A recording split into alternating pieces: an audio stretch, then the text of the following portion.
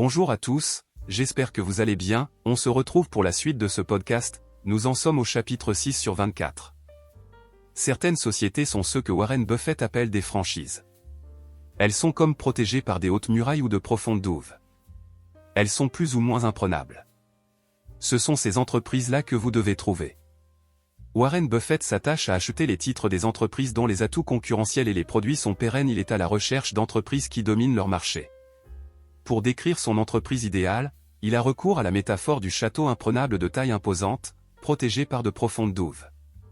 Les entreprises construites comme de solides citadelles sont ce que Buffett appelle des franchises, non pas des franchises au sens d'Aflelou ou McDonald's, mais des structures qui disposent d'une position privilégiée représentant quasiment une garantie de succès.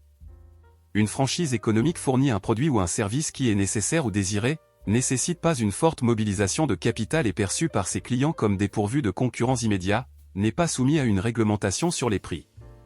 Le fabricant américain de sucreries Syscandy déjà mentionné plus haut, offre une illustration de ce type de franchise. Il s'agit d'une entreprise disposant d'un atout concurrentiel durable. Elle vend des chocolats avec succès depuis plus de 70 ans et est susceptible d'en vendre encore dans 70 ans.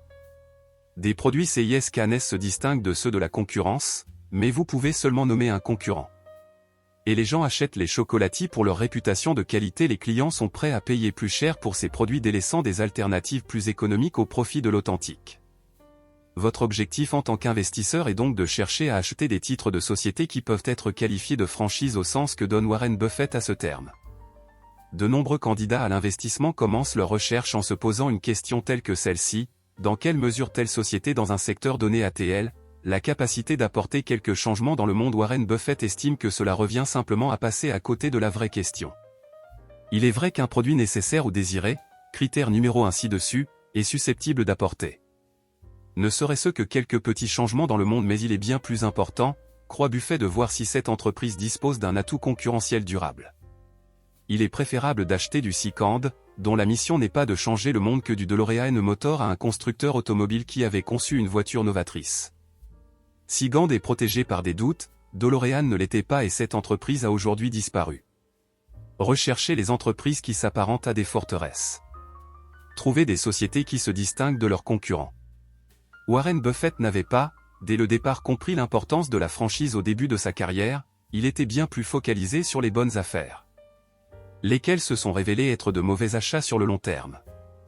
Me fait offrir une onéreuse formation dans le domaine peu engageant de l'économie des fabricants de matériel agricole, des grands magasins de second ordre ou des usines textiles de la Nouvelle-Angleterre. Tout était dépourvu de la moindre muraille protectrice, triste ou douve profonde. En 1965, Warren Buffett faisait l'acquisition de la compagnie de textile Berkshire Hathaway, basée en Nouvelle-Angleterre. 20 ans plus tard, il fermait l'activité de textile de Berkshire Hathaway car elle n'avait pas d'avenir et perdait de l'argent. Des concurrents internationaux avaient fortement ébranlé cette activité de la société, dépourvue d'un atout concurrentiel à long terme ou de douve pour sauvegarder ses perspectives. Dernières activités textiles finit par s'effondrer.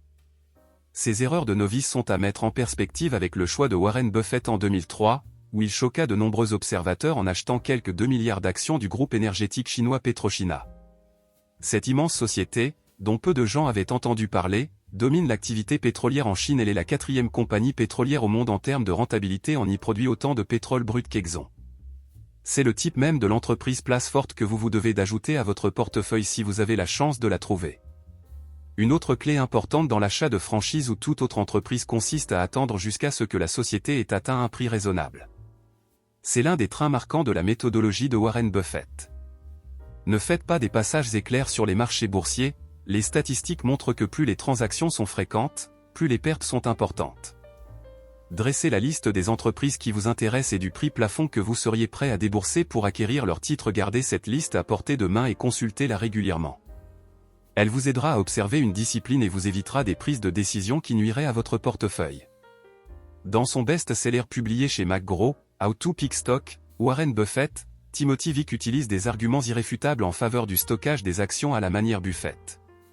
Cela vous force à rester vigilant avant d'acheter. Vous devez déterminer une valeur raisonnable pour la société, ce qui implique que vous devrez l'étudier. Investir votre temps dans un processus d'évaluation diminuera sensiblement vos risques d'un achat prématuré. Voici quelques suggestions qui vous aideront à identifier et à conserver les bonnes sociétés. Identifiez les franchises qui passeront l'épreuve du temps. Cherchez sans relâche l'entreprise conforme aux critères de Warren Buffett. celles qui fabriquent des produits nécessaires ou désirés pour lesquels il n'existe pas de substitut proche, qui n'est pas excessivement gourmand d'un capital et non soumis à la réglementation de prix. Étudiez les fondamentaux sous-jacents des entreprises avant d'en acquérir les titres. Assurez-vous d'effectuer un contrôle adéquat avant d'acheter des actions. Vous pourrez ainsi mieux fonder vos décisions d'investissement et améliorer vos chances de succès sur le long terme. N'hésitez pas à laisser passer quelques balles avant de frapper. Warren Buffett est partisan de la tactique qui consiste, pour le batteur de baseball, à s'abstenir de tenter de frapper la balle à tous les coups. Au fil du temps, les meilleurs investisseurs prennent de moins en moins de décisions d'achat et de vente. Si vous voyez des piranhas et des crocodiles dans les profondes douves qui entourent un château imposant, comment tue Warren Buffett, c'est que vous avez trouvé le genre d'entreprise pérenne qui peut vraiment faire gagner de l'argent à ses actionnaires.